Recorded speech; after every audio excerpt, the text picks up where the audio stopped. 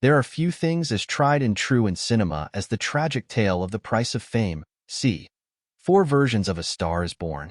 It's a story we watch play out on screens and in real time again and again. And Back to Black, the new biopic about soulful singer Amy Winehouse, is the latest edition. But the movie, which hits theaters May 17th, has the fatal flaw of being far more invested in Winehouse's demons than in her talent. Winehouse, played by Marissa Abela, is never a woman with depth or dimension, but rather a series of stereotypes. A relative, good girl with big dreams, an entitled talent with a vision no one understands, a manic pixie dream girl who falls headlong into love and addiction, and a cautionary tale. I want to be remembered for just being me, Winehouse says, reading from an art school application essay at the beginning and end of the film. But this take on Winehouse by director Sam Taylor Johnson, 50 Shades of Grey, tells us nothing of who she is beyond the tabloid narratives and salacious tales we already know. By the time we arrive at the introduction of Winehouse's famous beehive, shot from behind and in close-up to emphasize its importance, it's a challenge not to roll one's eyes. Screenwriter Matt Greenhalgh, Nowhere Boy, takes the unwise approach of tracking Winehouse's life from the ages of 17 to 27, beginning shortly before she lands her first record deal and continuing through her death in 2011. Biopics often struggle when they take this sweeping, life story approach, and that's certainly the case here, as Winehouse's story churns onward with no context as to where or when we are in her life. How much time is there between Winehouse's first album and her breakout sophomore hit, Back to Black? Did her first relationship with Blake Fielder Civil last longer than one night? Or was one night all it took to spawn a hit album and send Winehouse into a spiraling drug addiction? Sure, drama must be condensed to tell a story in approximately 2 hours, but our only clue that time is passing comes via Winehouse's growing beehive. Without conveying how much time and effort Winehouse invests in her relationships and career, it's difficult to understand the emotional impetus of her choices, or to even care about them as they come. Abela gives it her all, amply helped by the wardrobe and hair and makeup departments. But there's something about her that doesn't quite ring true.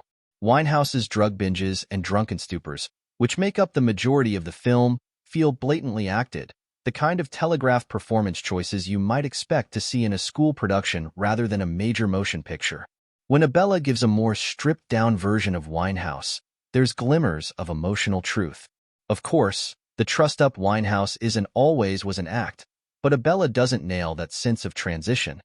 There's no understanding of the moment when the predilection for vintage styles and larger-than-life hair takes over her sense of self to an unhealthy degree. No unpacking of how Winehouse became more caricature than human to the vultures who preyed on her struggles. Then, there are the singing and performance sequences. Like many musical biopics nowadays, Back to Black uses a combination of Abela's vocal performances and Winehouse's original vocals, often merged on the same track. That distinctive, powerhouse voice coming from an actress who clearly is not producing that level of sound is jarring. For the most part, Abela is hampered by the film's dismal script and direction, so it should be no knock on her own skill set, particularly so early in her career.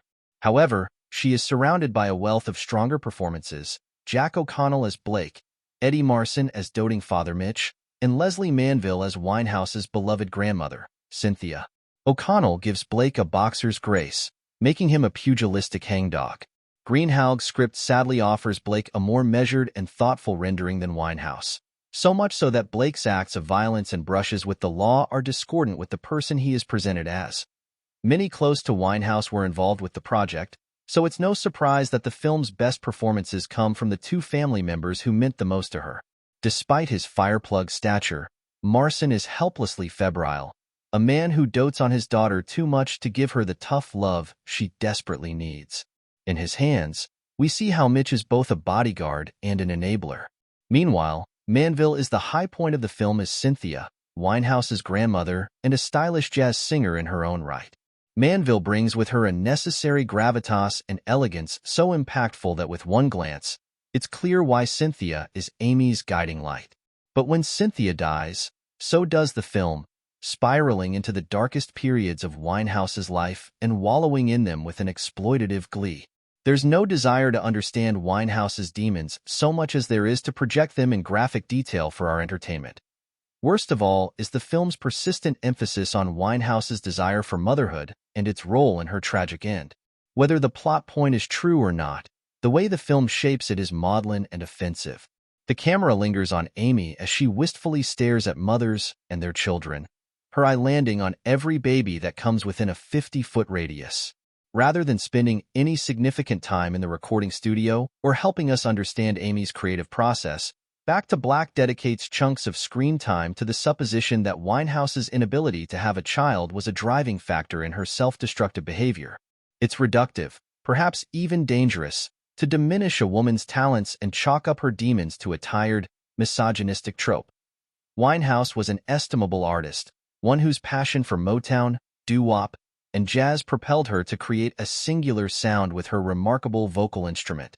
She channeled her struggles with love and addiction into her music, but the vast majority of that is left for us to infer.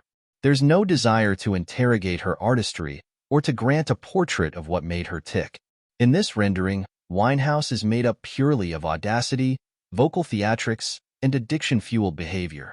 When it comes to this surface-level exploitation of Amy Winehouse's life, just say no, no, no. Grade D+.